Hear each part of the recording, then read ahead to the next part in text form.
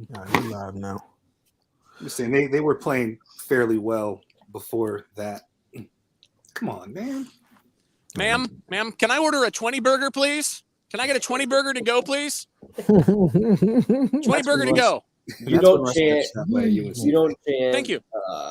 You don't chant "fuck Coach K" as he's coming in, and we're going to give you any respect tonight. Right. So. They could have been respectful as they wanted. We still would have beat that ass by 20, dude. It didn't matter. It didn't matter. True. Did you see Kate walking off the court though? The little smile he had with Mickey. No, I know. Also, baby, crazy stat that she hasn't been to a Chapel Hill game in since '86. She's the good luck charm right there. Woo! Let's go, man.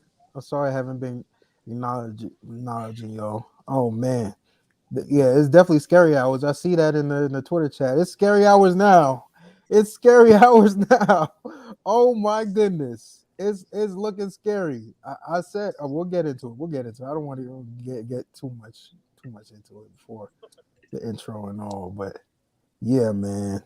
I see a lot of people tuning in today. Yeah, so Duke destroys UNC tonight. Wow. I wasn't expecting it. Maybe Russ was expecting it. I don't think most of us weren't expecting it except Russ. But we'll get into that. Nobody outside of Kentucky cares about that rivalry. Exactly. Who cares about wins 2015 or 2010, and everybody is saying 2015. So just got back up here, John, a couple days ago. So been in the gym a little bit. Me and Joey been in the gym working out together. as Duke fans, as Duke coaches, but I get excited over there, even in my suit. I'm grabbing Coach Tyler's leg, like.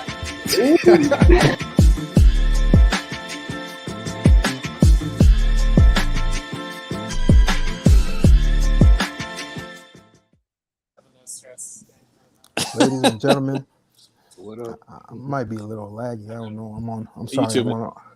I'm on a hotel hospital. Russ, focus, man. We live, baby. We live. But dude, I saw a Duke fan. I had to commiserate, man. We're having a good time. Oh, okay. I appreciate. We'll let that slide. But welcome to the show, everybody. Duke Crazy Twitter Live. Obviously, shout out to TickPick, the sponsor. Use that Duke Nation code. Use it, man. Time is running out. We don't got enough, games left. Go see Duke live in person. And shout out to the Devil's Den, John Watson and the crew and Adam, bro. I know the boards are booming tonight, but let's just jump into it, man. Woo! 20. Man, I want to give Russ his 60 seconds real quick, since he called the blowout. He in the pre-show stuff, he was talking mad stuff. So I want to hear Russ's quick 60-second take on the game tonight. Yeah, I mean, I talked about it after the Notre Dame game. I talked about it on my podcast, Duke by the Numbers, shameless plug. They had no one for Paolo. I mean, we knew that going in, and we knew that if they did have someone for Paolo, which Leaky Black, to his credit, did a pretty good job, like I would say. But if you've got him on Paolo, then who has AJ? Brady Manick? Baycott? Like nobody. So there's an inherent terrible matchup in the front court. When you add to that Williams and John can more or less hold their own against Baycott, which they did, and when you add to that we are a taller backcourt and a bigger, stronger, more defensively savvy backcourt than we had last year when Caleb Love did his thing, then where's their matchup? Unless they hit a billion threes, or unless we just sort of defeat ourselves by turning the ball over 20 times, which I think I cited last time when I was on the show, Zion. UNC turns the ball or gets turnovers on defense less than any other high major team by a lot. They're like 355th in the country or something. Very, very bad at that. So I just didn't see a path to victory for them that didn't involve anomalous 3-point shooting or anomalously bad shooting by us. That's why I tweeted before the game, Duke by 15, because, and I honestly thought that was a bit conservative. I didn't know how they would win. I didn't.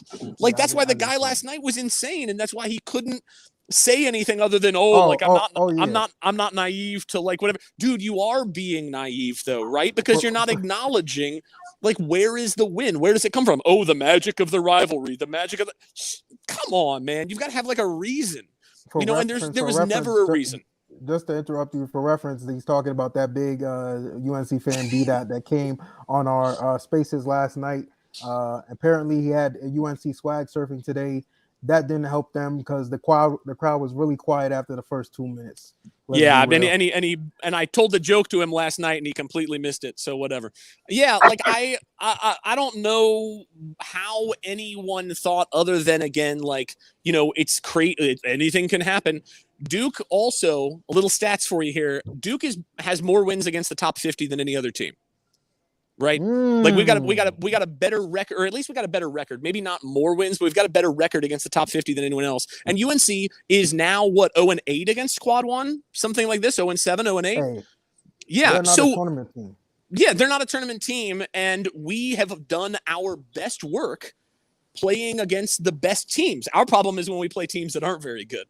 But against the best teams, we do great, as we did today. So yeah, that's why I tweeted what I did. That's why I felt very confident going in. And I went to the Duke watch party because I was like, it's going to be a blast. I ordered a 20 burger with fries. It was delicious. We had a great time. Oh my goodness. Ryan or Brian, jump in, man. Give me your thoughts. I mean, yeah, I'll jump in. My internet might be bad, so kick me if you need to, and I'll rejoin. But I mean, kind of like Russ said, like they just didn't have anybody to stop any of our big guys, and I don't think Banchero had that good of a game. Like in my opinion, Banchero. Oh no, he was not good.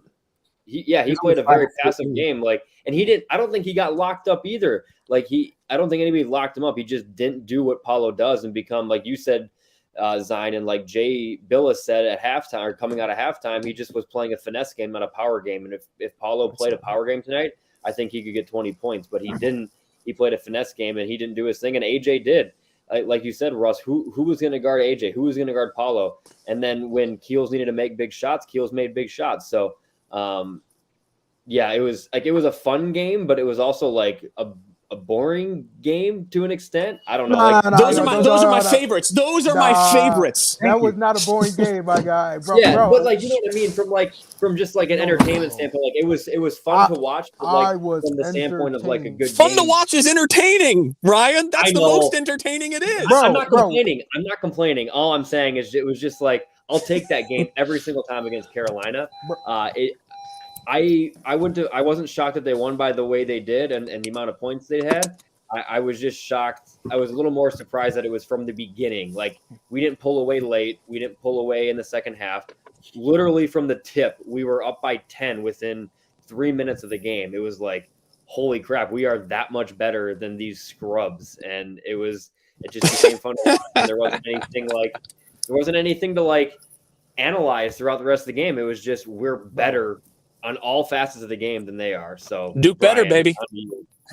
Yeah. Man, we got an AJ poster in there. We got a Mark poster. Like, what are you talking about? Woo! That was entertaining, bro.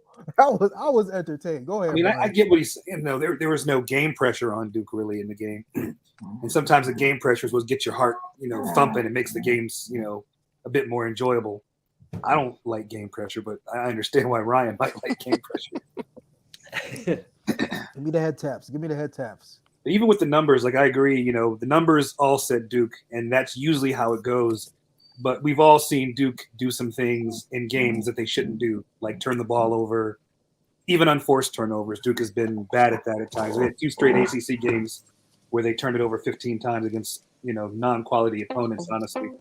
So I thought there was always a chance that they could really, regress again. But luckily, they didn't, and they played strong, which is – I knew it could happen. It's just a matter of being on the road would it happen, and they did it. So. Man, I gotta get some victory laps off. I think we'll add somebody else. We got someone else who wants to talk. There's gonna be a 5-man crew tonight, I guess. But number one, the Wendell haters. Oh my goodness, where are y'all at, man? Where are y'all at? The Wendell Moore haters that were blowing me up the past 5 weeks. He had a good game today, no question. Wendell played great tonight. No turnovers. It's so important. Put it on lock and had an efficient game offensively. Like that was, if we could get that, what Wendell did tonight, if we get that every game, this is a Final Four team, 100%. That was awesome. Kay had a talk with him. He was like, "Look, you're the only one that's really been in this rivalry other than Joey. You gotta step up tonight." Yeah, he got that talk. But I definitely want to get AJ to his credit because man, I don't think we could talk enough about how well AJ played tonight and how crazy he stepped up tonight. I mean, what do you have? 27? Let me check the stats real quick. 27, 11 to man. 17. Should have had 30. If we didn't pull him early because we were winning by so much, he easily has 30. 11 to 17. My goodness. But that's what we've been saying all year, man. That's what we've been saying since summer. Like that, this is the kid that he is. Like this is the kid that he showed his junior year before he got hurt again. Like this is the kid we all saw. So like if he's really forming into this superstar that we know he could be at the perfect time, it's scary. It is scary hours right now. And I said coming into this game or last week, we get this 3-road stretch. If we're 3-0 out of this 3-road stretch, I think it's the turning point of the season. And I think now Duke is starting to find their rhythm and their groove, and it's looking scary again. Yeah, it's kind of crazy if you look back. Like everybody was saying, if we can go 2-1 through this road trip, we'd all be okay with it. And 3-0 with some convincing wins on the road. I mean, I'd watch out, man. I don't know what the national media is saying after tonight because I don't think UNC is that great of a team, but this is promising. And we turn back around and literally within 48 hours, we're playing Virginia at home. If we can take care of business once again and have a 4 or 5 day break before next weekend, this is starting to get fun, man. It's fun to have a great Duke basketball team to watch again. So yeah, this is a lot of fun. Ryan, I think to that point, I tweeted before the game, I really wanted a decisive win because I thought it would turn the media. I mean, right now we're seeing Purdue has gotten some big wins, but they've struggled. Baylor obviously really struggled today. Kansas got blown out by Kentucky. Even Auburn barely beat Georgia in a pretty embarrassing performance by them. I mean, this is the time of year when a lot of the best teams do have some bad losses the same way that we had earlier. And so for us to beat Notre Dame on the road, who is now, I guess, tied for second in the ACC, and to just destroy UNC at the Dean Dome, I would be very surprised if people completely overlook it. I definitely started after the Notre Dame game hearing a few more people remind people that Duke should be in the title contender conversation where we sort of had quietly slipped out of it.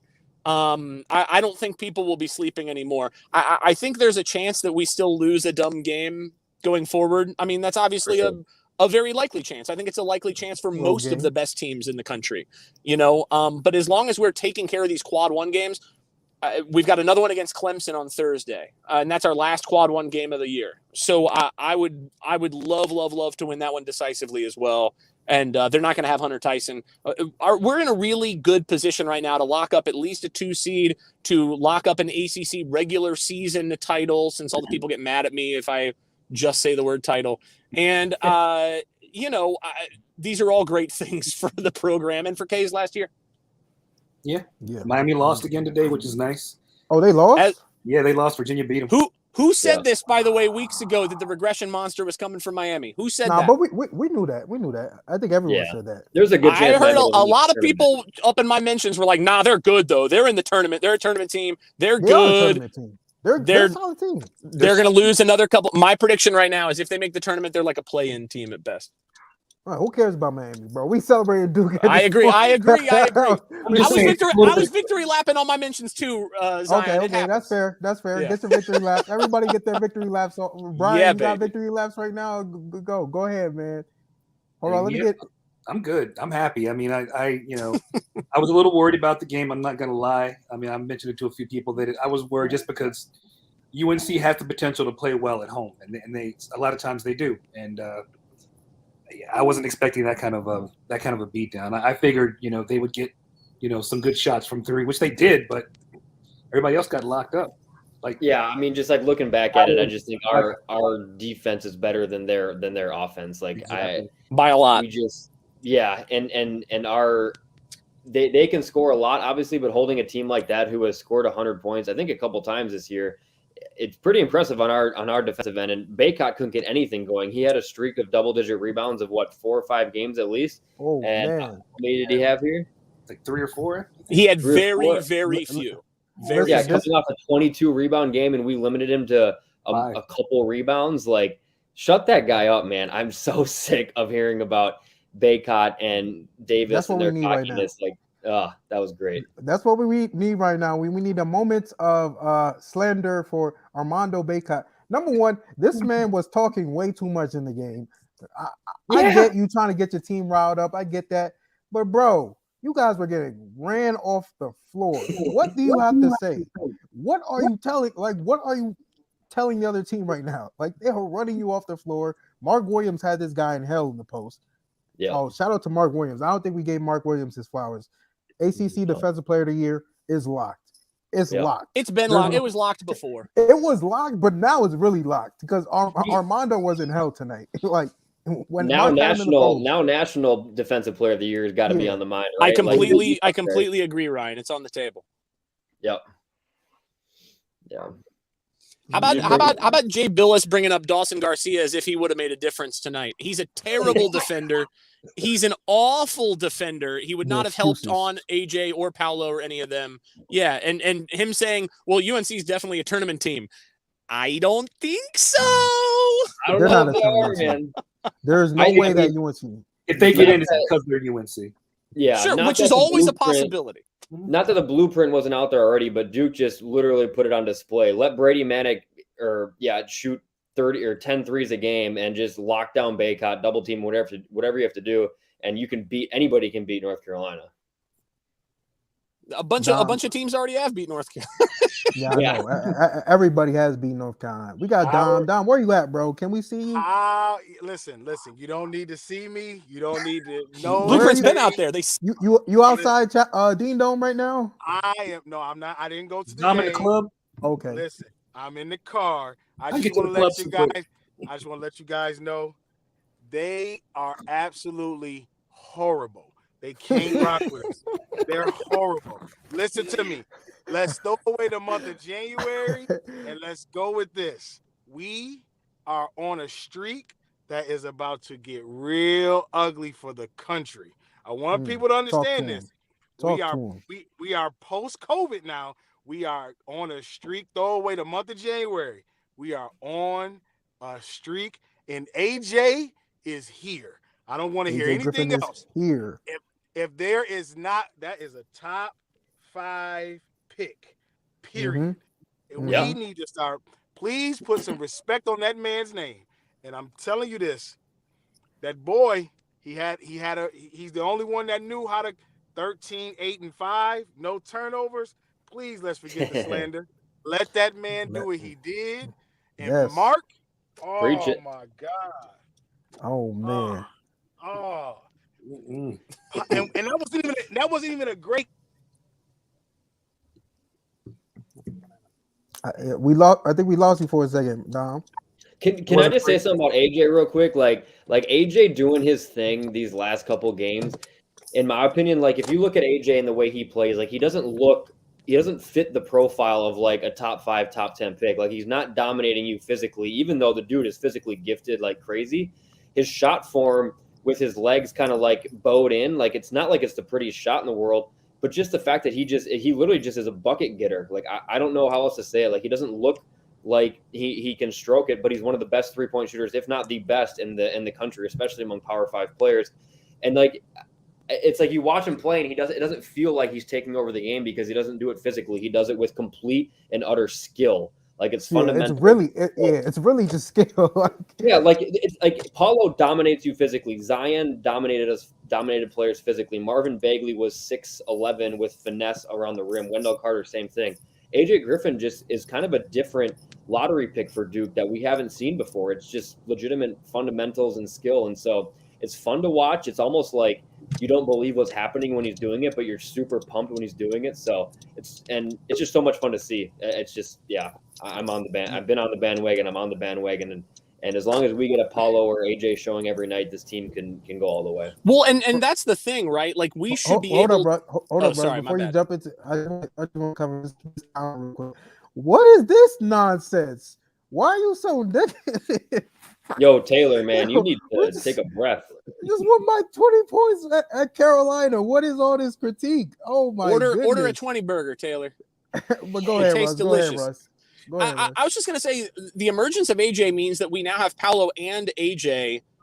So what team has the personnel to slow both of them. Nobody. Like, I believe that there are teams with the personnel to slow one of them. That feels feasible, certainly. And honestly, obviously today, Paolo did not really get going. So clearly, but then that left AJ so much room to operate. And so the thing I said last time, where we just need one good performance out of Roach, Moore, and Keels, which we had more than that today, I would say. Honestly, we might not even need that. Like, you just can't stop both of them. You can't. They can stop themselves, I guess, but like, you can't stop both of them. And that's where the real scary. What's the phrase you're using, Zion? Scary town? Scary time? Scary hours. Scary hours. That's whatever it is. Town, time, hours. It's all scary, baby. Mm-hmm. I think before we get back to Dom real quick, like Keels came off the bench tonight. Didn't seem like he played a lot of minutes. I don't know what the exact stat was. But like an efficient Keels, even though we were already kind of winning the game, is pretty scary hours Keels, right? Like he was 3 of 6 from the field. He shot efficiently, had 11 points, which when I was tweeting my final score, I didn't even like look that far down the stat sheet to see that he had 11 points. Like he played a good game. Like if we can get AJ or Keels to do one of those two, like it's a wrap, man. Like this is going to be fun. He's still working his way back. So yeah, which is even crazier. But what I think, even from what you said, I think right now, rest of the season, you don't make any changes at this point. No. Like I think Trevor comes off the bench the rest of the season, and you just roll with this starting lineup. And I think even now, I mean, going back to the stats, the whole starting lineup, plus 29, plus 25, plus 21, plus 27, that's a given. plus 23. Yeah. Like That's this starting lineup was already, we already talked about this like on the spaces, but like statistically, this was the best 5 lineup in the country. Yes, sir. Just based off of numbers. And after tonight, it's going to get better. So like at this point, you can't make any changes. I think you just leave it as it is, bring Trevor off the bench the rest of the year, and Duke will be fine. That's where I want my flowers, Zion. You said everybody wanted to get their flowers tonight. I want my flowers for saying it since day one that there's no team in the country that has a better starting 5 than we do. And then my boy Evan tweets out that statistically we do have the best 5. And I mean, I was just saying it because 1, we are, and 2, it's Duke, but it's cool to see it being backed up by numbers that Zion doesn't like. What were Jeremy Roach's numbers today? Jeremy had 8 points, 4 assists, and 1 turnover. 1 turnover. Yeah. I thought he was great. I thought the worst stretch of game that we played near the end of the first half was when Jeremy went to the bench for a stretch. Jeremy does such a good job of moving the ball around, sharing the ball, preventing us from getting into that ISO offense that can sometimes become stagnant. I mean, Jeremy Roach doesn't get enough credit for the way that he's played. I know he had like a bad game. It was either last game or the game before. I mean, over the last 5 or 6 games, he's been splendid, and he's really unlocked a lot of ball movement on the offensive end for Duke. Listen, even the defense. He was getting whenever I hear words like splendid, that's a great thing, man. Fantastic. Yeah. You got to do a better job of protecting that man, though, man. Those screens, man. He was getting hit. Oh, hard. yeah. I thought he was bad. flopping on a little. Some of them I thought he was flopping to try to draw the offensive foul on Baycott. But he definitely got hit a few times, though. Some of them Baycott was leaning in, too. Yeah. Yeah. They weren't going to give that man more fouls than he wanted. They weren't not at the Dean Dome. Not at the Dome. No way. He would have had to have elbowed somebody in the face to get another foul, honestly. Mel, shout out Mel. Can we talk about Joey? Joey was solid tonight, I think, if I remember. I can't really say he had a noticeable game. He drove to the lane once. But that's good. But that's good. I'm looking at the stat line. He did have 3 turnovers, but hey, maybe I think that came at the end of the game. I didn't notice them. 2 of them came at the end of the game for sure. Okay, 2 of them came when the game was already well in hand. Yeah, I think the bench, a lot of it is just if you don't notice they're playing badly, then that's a win. Like if they're playing minutes, valuable minutes where we're not getting crushed, then they are absolutely doing their job. I thought Joey did his job tonight. Yeah, hey, I wasn't Zion, even mad at the. Zion, I told you, Theo John. I'm telling you, when he plays that tough game, it's hard when we come off the bench because we don't need him to score. We just need him to just be a space eater. And when he's a space eater, it's a different ball game. But I will clap back at you though, because you were worried about Mark Williams, and Mark Williams locked up Baycott. He had him in hell. Yes, but we got him in foul trouble. so he couldn't dig and do the things that he needed to do. Yeah, that He was in helped. foul trouble. Yeah, He couldn't play yeah, that for sure. dirty little game that he plays. Yeah, for sure. Dirty For little sure. When he came back in the game with like 10 minutes left in the first half, and we saw Mark do some up and under move where Baycott had no interest in defending, I knew it was going to be a big ass wrap right then and there. Listen, we got to talk about that fraud. No, I don't want to say fraud. I don't want to rag too much on them, but He's a good dude. He's not a bad dude. not Baycott, but the COVID hero Caleb Love with those 2 games last year. We told the USC fan that came on his faces. Hey, what did I tell you? I told you this. I said that COVID. Listen, I seen the Miami Heat go to the NBA championship during COVID. Listen, no, COVID is a different ball game when the people come in that stands. Yep, it is. Let me see what Caleb Love had tonight. Oh, let me put this on the screen. It was bad. It was bad. It's a Caleb different ball Love. game when you have somebody your size defending you. Yeah. You know what I mean? Like that's if someone his size can defend him. He's been bad all year in games where guards that are as big as him can play defense against him. Like he's been very bad in those games. Go back and look at those box scores of UNC games past. He's a big reason why they're losing against good competition. Can we I don't want to like skip ahead, but like I'm just envisioning Coach K's final game in Cameron, and this North Carolina team walks into the gym and is just going to like after this performance, Baycott going 12-5, like how do you step up and be cocky and be confident going into Cameron Indoor for Coach K's last game of his life in that stadium? Like 30 route, 100 points, right? What even happens the second game? Like I don't know. Zion, no, this is very serious. You know, they've got a lot on the line in that last game. You know, they could potentially get a 1 seed in the NIT tournament. They're going to have a lot to play for. A lot to play for. That 1 seed in the NIT tournament, they could be NIT runner-up potentially. They're that good. So, you know, there's a lot on the line for UNC against Cameron. Yeah. I will say And that. like I tweeted it out, and I think it's also crazy. Like obviously we played a good game. We didn't play great. Like Banchero didn't play his best game. Like Dell played really good.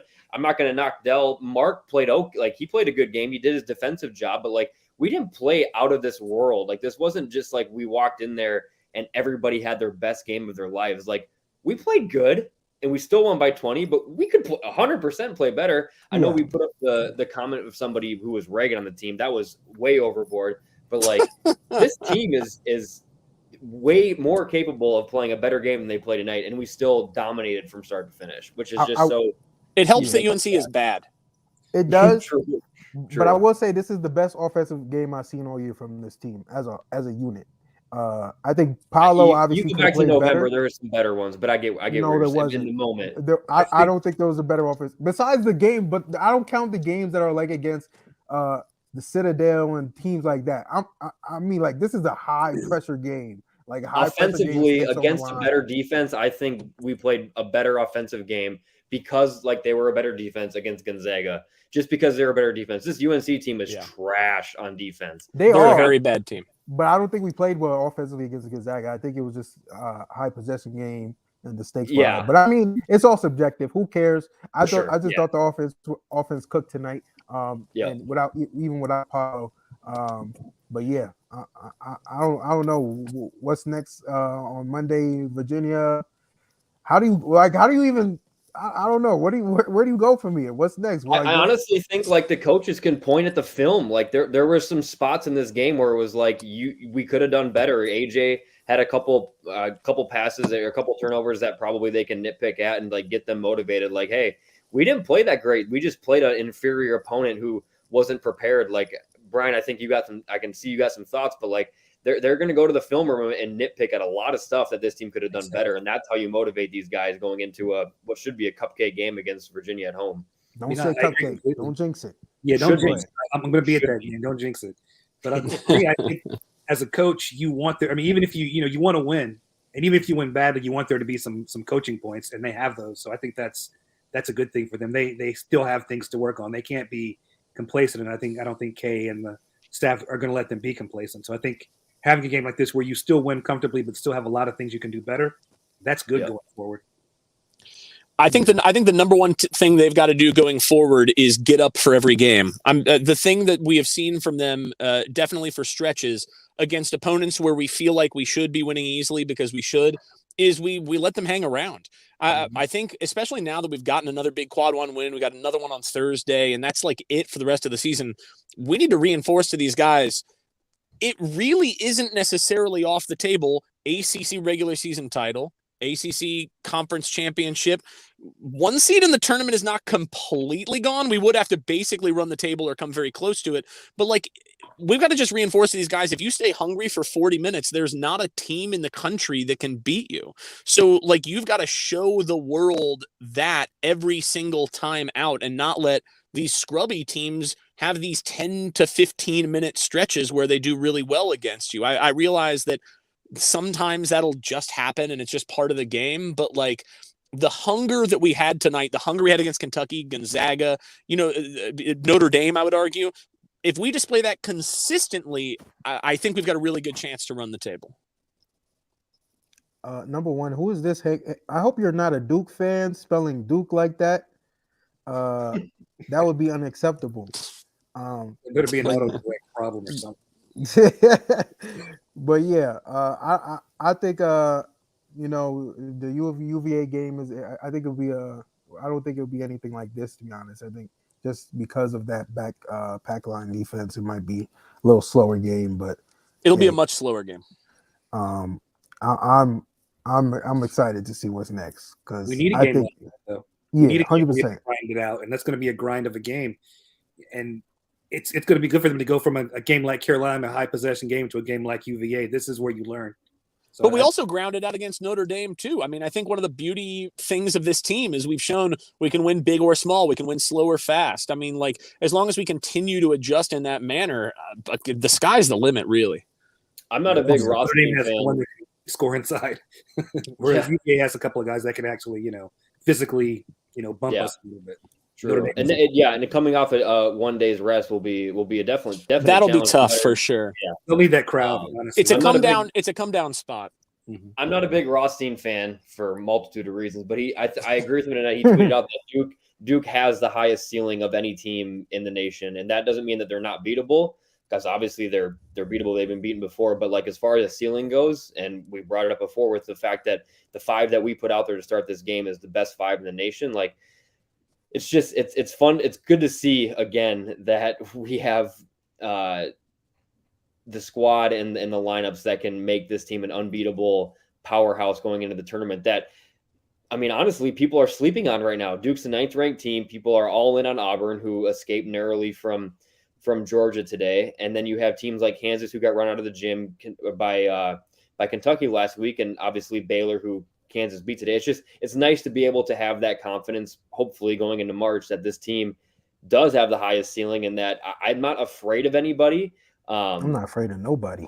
Yeah, like to that extent, like, it's just this team is not going to get run out of the gym by anybody, and they haven't yet, and I just don't see that happening at all. So it's fun to be back, man. It's fun to be back.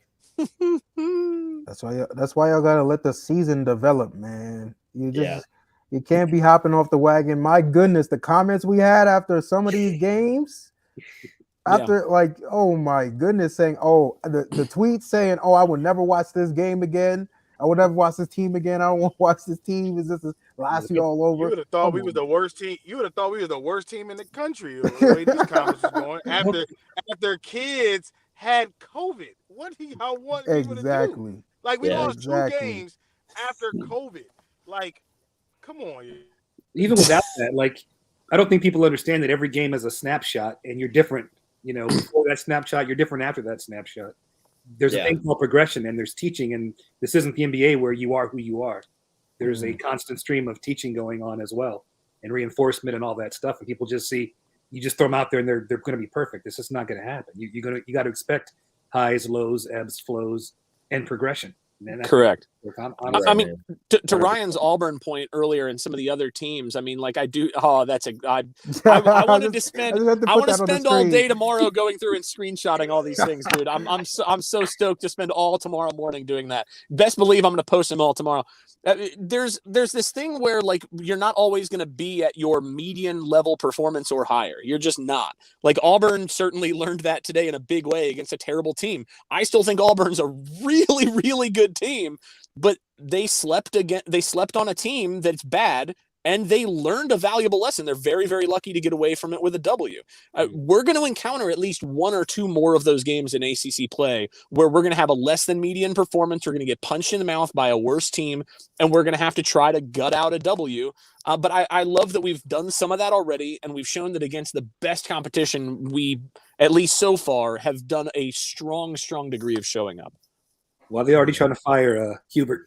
go to inside. They were trying already, man. This is just icing on the cake. I'm going to give a shameless plug to one of my favorite Twitter accounts in the world, who has nothing to do with this, but IC Meltdown on Twitter, which is Inside Carolina Meltdown on Twitter, is the best. If you want to see UNC fans crying, they're calling for Bubba Cunningham right now. They're calling for a full clean house of the UNC athletic department. It is absolute gold to watch people of the UNC fan base just melting down in front of your eyes right now. It's not Bubba's fault that they didn't play Walker Kessler last year. Bubba didn't have anything to do with that. Yikes. Hey, shout out to Walker Kessler, man. You jumped ship right in time, my guy. He's on the number one team in the country. UNC is not making the tournament. He and Roy were both like, yeah, we got to roll. Yeah, Brian. So I want to just confirm this. So I know for sure that we passed on Baycott for Carey, and we also passed on Love for Roach, right? Like we basically Carolina got our leftovers. Am I wrong? Yeah. No, you're not wrong at all. Yeah, Brian, you know this more than anybody though, and probably Dom too. But like that's accurate, right? Sort of definitely accurate there, Brian's like, I'm not saying anything that's gonna I have to be careful what I say. So Dom, you got it. Okay, well listen, I don't gotta be careful. That's definitely accurate there, buddy. Hey, then we'll just call a spade. UNC's having fun with our leftovers, and we're having fun with the guys we wanted, right? If they had kept Walker Kessler, genuinely their season is going to go very differently this year. 100%. Like, does Walker Kessler make the improvements he does if he stays, or is he goes to Auburn and gets the same different coaching and then he makes the improvements? I think that's a very fair question. I got a UNC question. Does Baycott return next year? No, he's gone. No, he's gotta be gone. Where's he going? Estonia? Where's he going? Where's he going? No. Is he gonna be working at? Is he gonna be working at Enterprise Rent-A-Car? What's happening now? Duke shut him down, but like he's a hell of a player. I don't think he's a draft pick though. I know I'm joking, but I do not think he's a draft pick. I don't. He could be drafted. Wait, who are you talking about? He'll be a second rounder, right? Like if you're an NBA team, you take a chance on that guy. Like right? Late, maybe, but 6'10" like his guys with his ability to rebound are going to be just fine. But 6'10" guys who can't shoot, who can't defend the perimeter, like what value is having like a D-list Andre Drummond gonna be? I mean, like that's more or less what he is. Like I'm not trying to be funny there too. That's just me being real. Like what does he do in the NBA other than rebound right at the rim? Like I don't know what he Baycott? You're talking does. about Baycott? Yeah. He's a poor man's Isaiah Stewart. Yeah, which I don't think is a draftable. I don't think that's a draftable player. I think that's maybe a free agent, maybe a summer league guy. Sure. Like I believe that. I was joking about Estonia, but like I do not think he's a draftable player. I don't. Got you. No, I got you. I understand. Listen, I'm gonna tell you who did look like a draft pick tonight. Brady Manick looked like a draft pick tonight. He low-key looked like a pro. Shoot. He could shoot. Oh my God. Yeah, but then you realize that AJ Griffin put up nearly 30, largely because Brady Manick was guarding him. He can't guard the side of us. He can't guard the side of nothing. Brady Manick can't guard a cardboard cutout of AJ Griffin. Yeah, Manick's not going to see many NBA minutes. I'm sorry, man. Like he shot the ball well, but like you're not going to see him. He'd crush it in Estonia. He'd crush it in Estonia.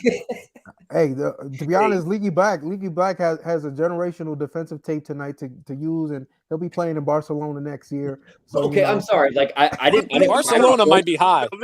I haven't broke down the film yet, but like, did Leaky do anything special to Paulo besides make Paulo not become aggressive? Like, I felt like it was more Paulo not being aggressive and assertive than it was Leaky doing anything. Listen. That was his job tonight. He did a good job. I'm not gonna sit here. He did a good job. Like, he's not a scorer. Yeah.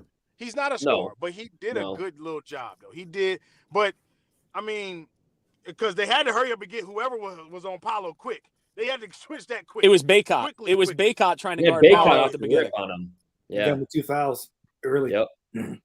Yeah, which was hilarious. What did they think Baycott was going to do against Paulo? Like off the tip off, all of a sudden, Baycott. They're talking about UNC's coming out in a man-to-man, and I see Baycott on Paulo. I'm like, what? Why? Yeah, I was surprised by that.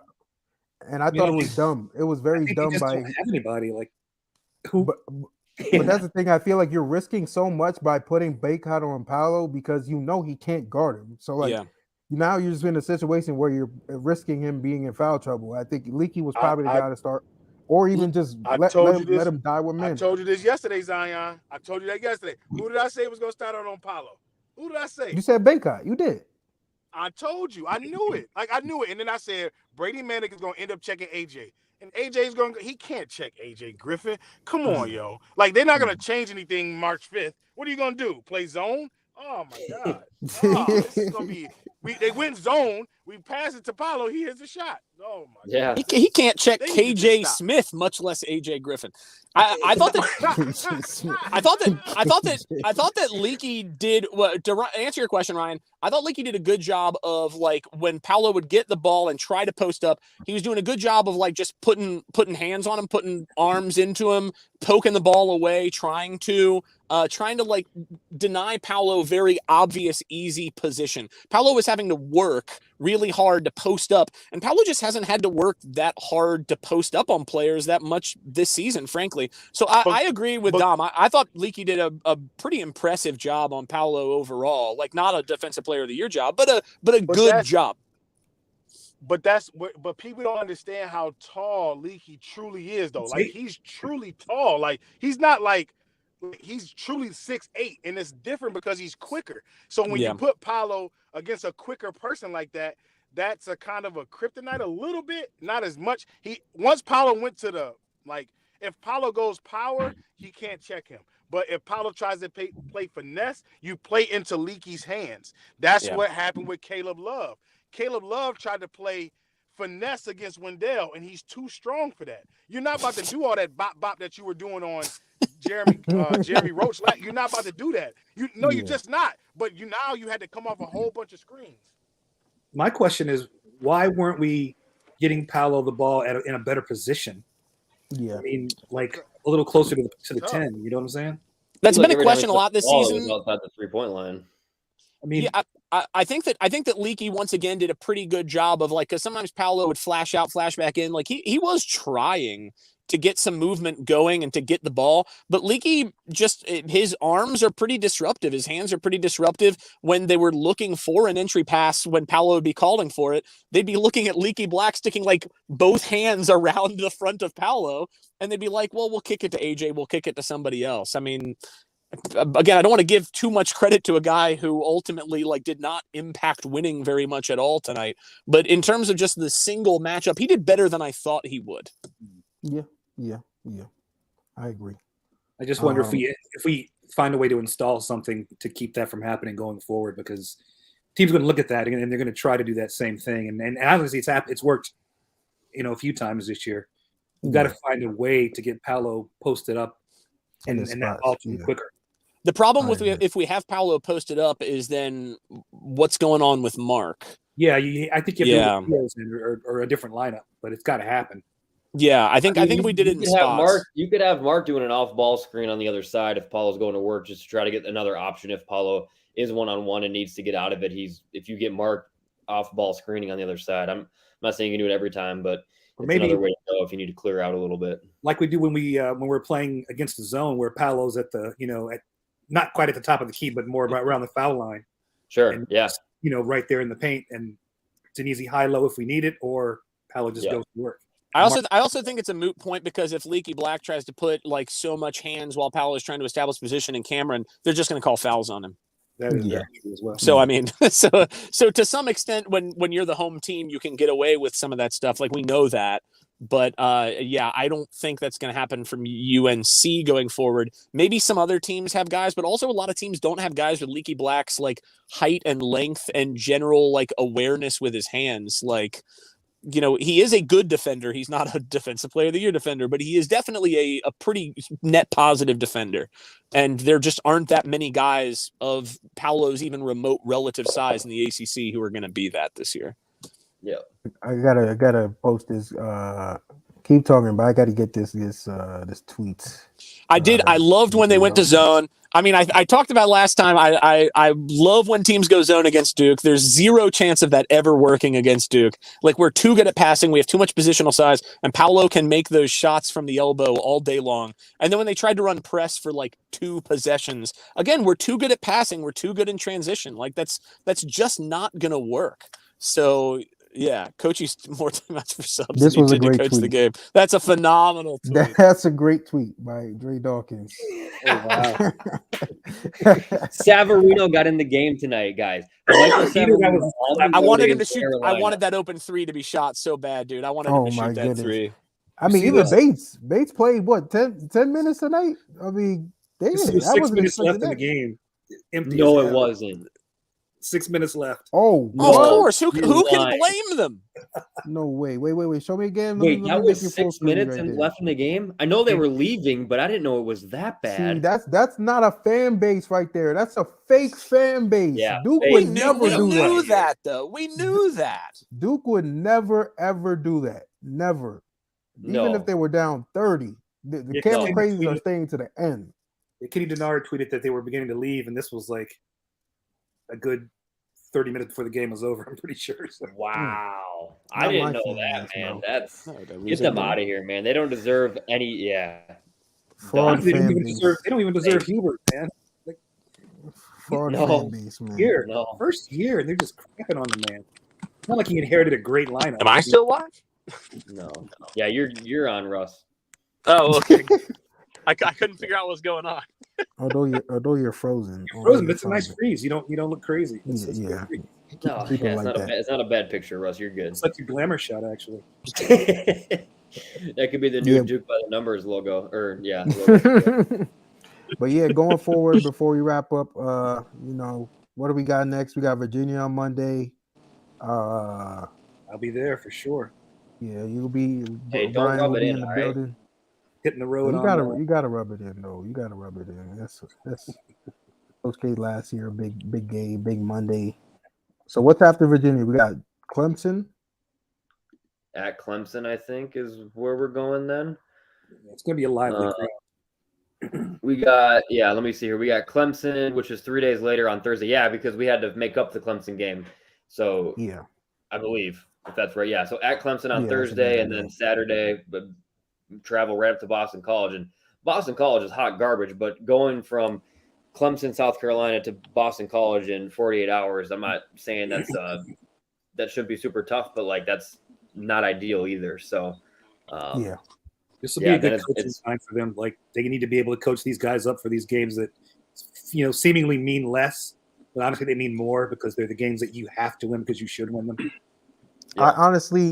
I personally don't think we should lose a game. Well, I don't think we should lose a game at all this year, the rest of the season. Well, obviously that may not be realistic. The 23rd against Virginia or the 26th against Syracuse, one of those games, I'd be not horribly mad at losing. Yeah.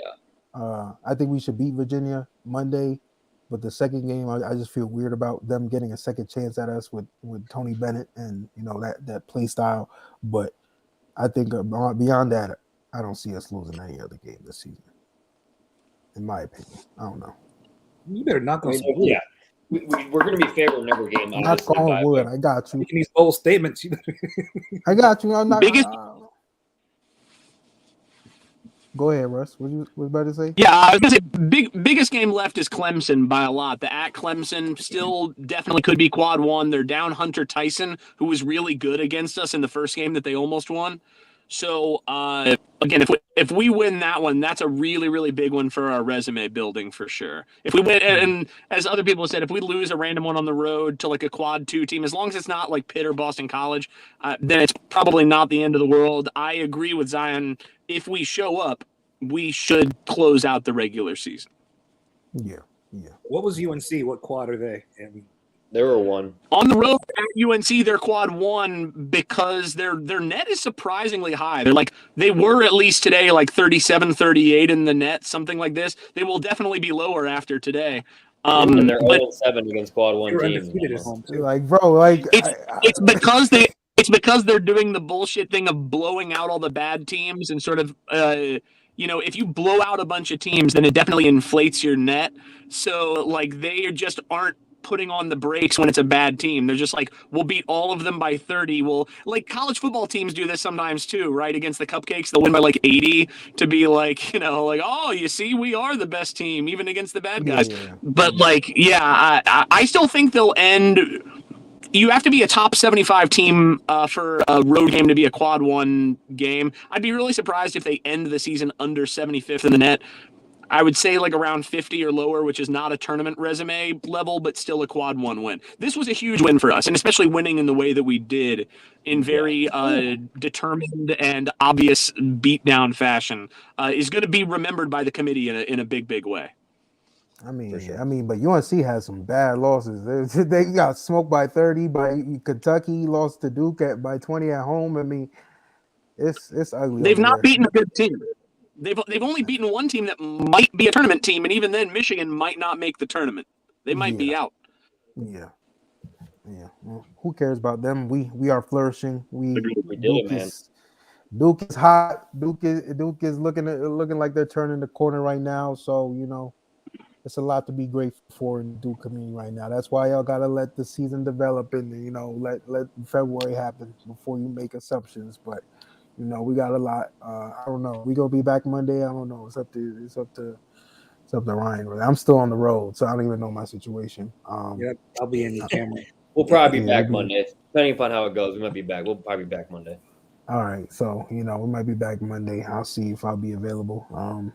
But yeah, I think I gotta go. I'm ready to go take some victory laps on Twitter. Start smoking some people. B dot. We gotta get B dot on some show. Maybe we might do USC debate show part 2, but he needs to pay for his comments yesterday.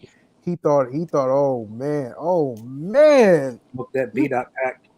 Oh man, yes, that B dot pack is potent. You had UNC swag surfing today, and look what it did. Look what it did, man. Yeah. You could blame Have him that on loss so he can on miss that. some more juice. But yeah, I don't know if y'all got any final thoughts. Go to hell, Carolina, man. That's it, man.